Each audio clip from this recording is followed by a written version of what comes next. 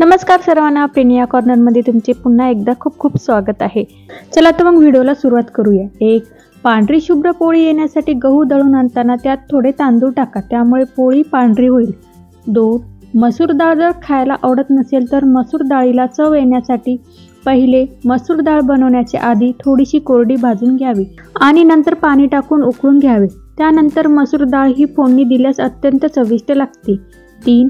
भेंडी फ्रीजमध्ये ठेवण्याआधी त्याला थोडे मोहरीचे तेल लावले तर भेंडी ही ताजी राहते, जशी बाजारातून विकत आणली तशीच त्यासारखीच राहते। 4. पुरी तळल्यावर बराच वेळ पुरी टम फुगलेली राहत नाही।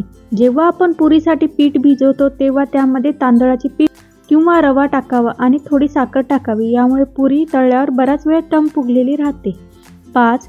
भजी पुऱ्या तळल्यानंतर किंवा इतर काही तळल्यानंतर ते तेल काळे होते, तेव्हा ते तेल पुन्हा वापरता येत नाही। अशा वेळी त्यात थोडा शिजलेला भात गरम तेलात टाकल्यास तेलातील काळे कण भाताला चिटकतात आणि ते तेल स्वच्छ होते। एकदा ट्राय करून नक्की पहा।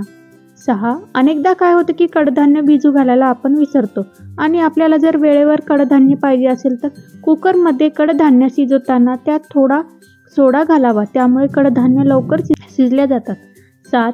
फरशीवर चुकून हळदीचे डाग किंवा अंडे पडल्यास त्यावर मीठ टाकून काही वेळ तसेच ठेवा, मग त्या फरशीला पेपरने किंवा कपड्याच्या साहाय्याने पुसून घ्या। सहजरित्या हे डाग निघून जाईल, फरशी एकदम स्वच्छ होईल। 8.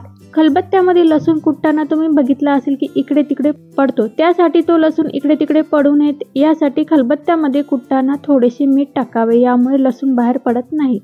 9. गरम तव्यावर थंड पाणी टाकू नये। गरम तव्यावर थंड पाणी टाकल्यास तवाचा मध्यभाग हा पातळ होऊन कुमकुवत होतो आणि खराब होतो आणि त्याला छिद्र पडतात, त्यामुळे गरम तव्यावर कधीही थंड पाणी टाकू नये। 10.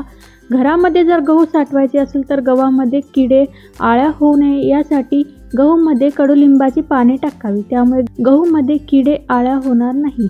11.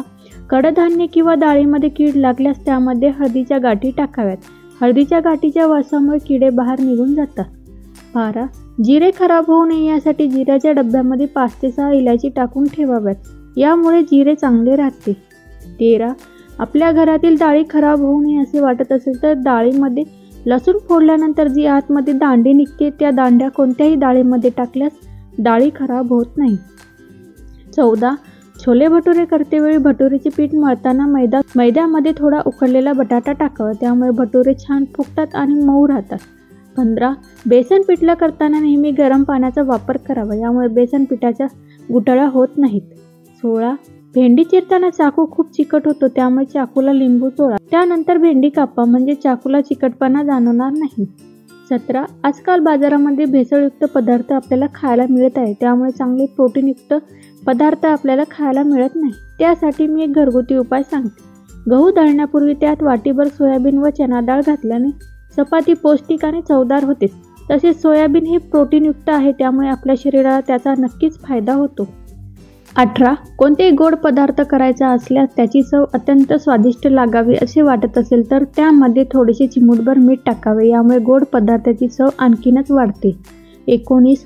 कॉफी पावडर ताजी ठेवण्यासाठी नेहमी फ्रीजमध्ये ठेवा, त्यामुळे कॉफी पावडर चांगली राहते।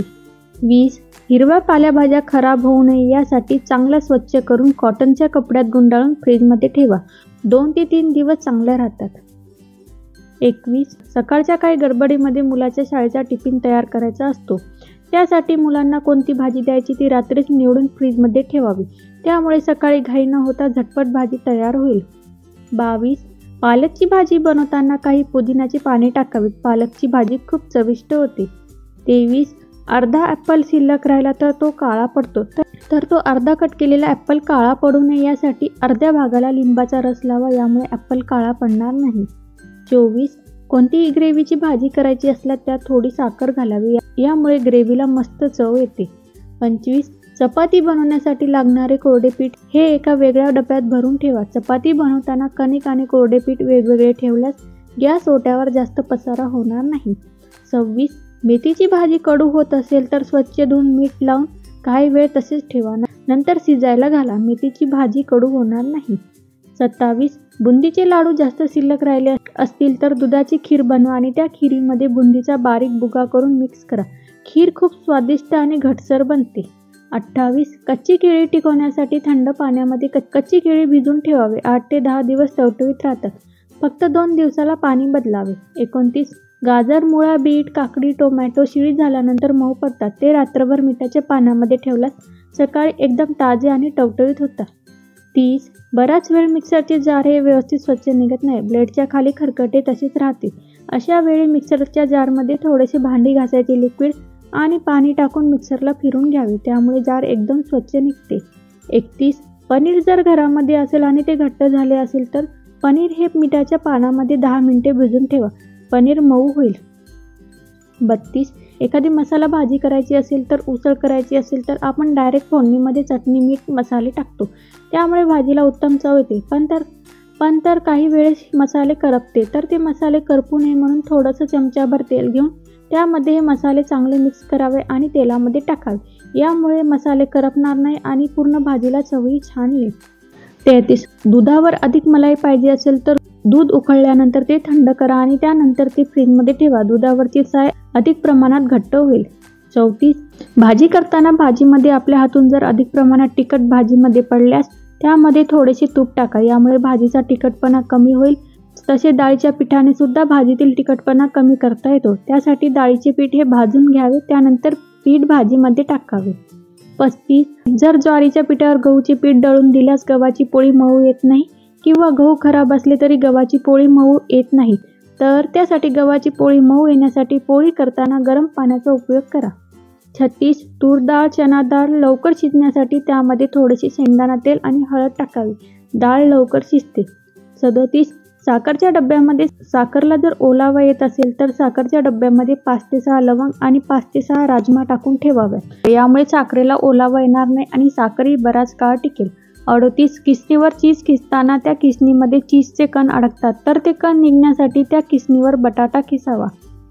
39 तांदूळाच्या डब्यामध्ये 3 ते 4 लाल मिरच्या टाकून ठेवाव्या. यामुळे तांदूळमध्ये आळ्या होणार नाही.